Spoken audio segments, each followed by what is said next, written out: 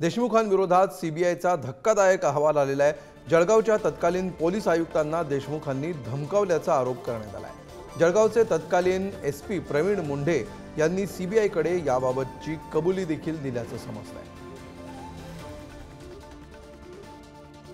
माझ्यावर 3 वर्ष 12 दिवसांनी मी कोणाला तरी मोबाईल माझ्या पीएन रामेश्वरनी त्या ठिकाणी मोबाईल दाखवला आणि मी त्यांना मोबाईलवर धमकी दिली आणि म्हणून पुण्याला ही घटना घडली आणि म्हणून त्यांनी पुण्याला तर तो गुन्हा नोंदवला नाही, पण मुक्ताईनगरला निंभोरा आउट पोलीस स्टेशनला तिथे एका PSIकडे त्या ठिकाणी गुन्ह्याची नोंद करावी किंवा ती केली गेली होती आणि ती करण्यासाठी अनिल देशमुखांनी एसपींवर दबाव आणला। एसपींनी मलाही सांगितलं वारंवार की भाऊ आज 3 वर्ष 12 दिवसांनी मी तुमच्यावर असा गुन्हा कसा काय दाखल करू शकतो। त्यांनी सांगितलं पुण्याला घटना घडली तर पुण्याला करा, पण त्यांनी ते कुणी ऐकलं नाही। तुम्ही तिथेच करा, मुक्ताईनगरमध्ये तिथेच दाखल करा आणि म्हणून वारंवार एसपींवर खूप दडपण आलं। एसपींनी मला सुद्धा सांगितलं होतं आणि या बाबतीमध्ये मी स्वतः अनिल देशमुखांशी बोललो होतो, त्यांना विचारा।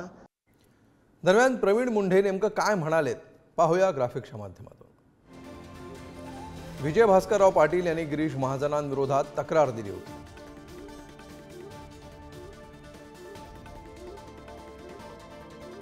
तक्रार येण्यापूर्वीच अनिल देशमुखांनी फोनवरून प्रवीण चव्हाण येणार असल्याचं सांगितलं।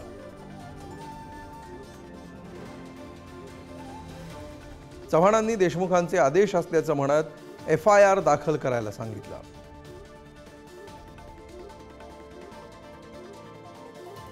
जळगाव हद्दीतील तक्रार असल्यामुळे चव्हाणांना पुणे शहर पोलिसांकडे जायला सांगितलं।